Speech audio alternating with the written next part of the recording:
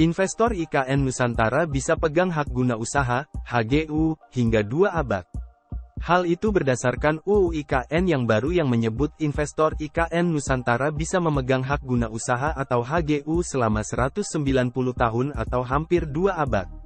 Konsorsium Pembaruan Agraria, KPA, kritisi soal dampak besar konflik agraria di tanah Kalimantan Timur. HGU yang hampir 2 abad ini seperti tercantum dalam UU IKN yang baru ini menjadi sorotan KPA mengingat akan semakin memperparah konflik agraria. KPA menyebut UU IKN baru seolah menganggap tanah di IKN Nusantara adalah tanah kosong, sementara di lokasi ada juga masyarakat adat. KPA menilai UU IKN baru tidak melihat realitas di lapangan hanya demi memuluskan investor IKN Nusantara. Di dalam pasal 16 UU IKN baru tertuang bahwa jangka waktu HGU paling lama adalah 95 tahun melalui siklus pertama, kemudian dapat diberikan lagi selama 95 tahun pada siklus kedua. Dikutip tribunkaltim.co dari kompas.com, aturan itu pun dianggap tidak sejalan dengan Undang-Undang Pokok Agraria, UPA, yang tidak mengenal siklus pemberian HGU.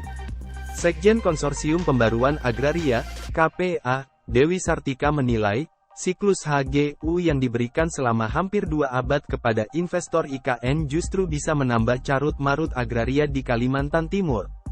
Dewi menyayangkan, UU IKN tidak mengatur persoalan seperti mitigasi dari dampak sosial ekologis, termasuk dampak agraria dan krisis agraria yang akan ditimbulkan apabila siklus 190 tahun HGU benar-benar dijalankan. Tidak terkecuali izin yang diberikan pemerintah kepada investor atas hak guna bangunan, HGB, selama 160 tahun.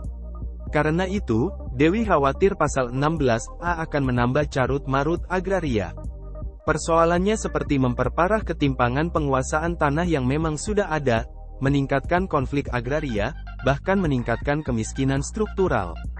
Ini yang diabaikan di UU IKN, sama sekali tidak berbicara soal bagaimana mitigasi risiko konflik agraria, mitigasi dampak, soal kerusakan lingkungan, dan seterusnya, ujar Dewi kepada kontan.co.id, Senin, tanggal 9 Oktober tahun 2023. Dewi bilang, IKN memerlukan tanah seluas hampir mencapai 250.000 ha, baik untuk zona inti maupun zona pengembangan.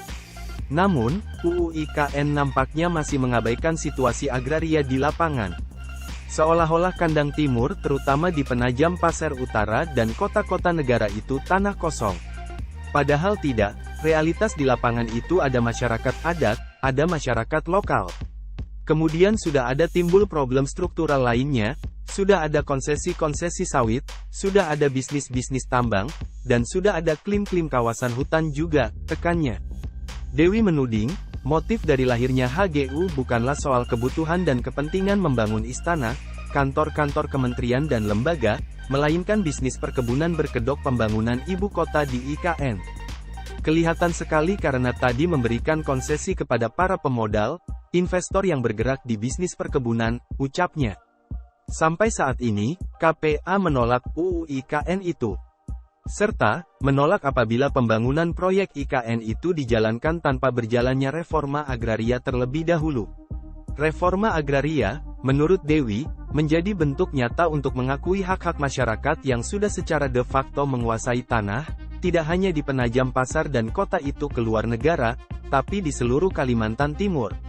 Pendaftaran tanah sistematis secara lengkap yang sekarang sedang dijalankan ATER BPN menurutnya belum menyeluruh dan masih bersifat diskriminatif karena mengeksklusi wilayah-wilayah yang dianggap statusnya dalam konflik agraria, masih tumpang tindih dengan konsensi-konsensi. Kalau reforma agraria itu tidak dijalankan terlebih dahulu di Kalimantan Timur, dan secara khusus di 2 kabupaten yang menjadi target IKN, maka KPA akan tetap menolak proyek pembangunan itu. Dewi menegaskan, apabila reforma agraria tidak dapat diimplementasikan, maka ketimpangan akan semakin parah. Adapun konflik agraria menurut Dewi juga semakin meningkat, tidak tertinggal juga kemiskinan struktural bagi masyarakat adat, petani, masyarakat lokal, dan masyarakat miskin yang selama ini akses dan hak atas tanahnya belum juga diakui.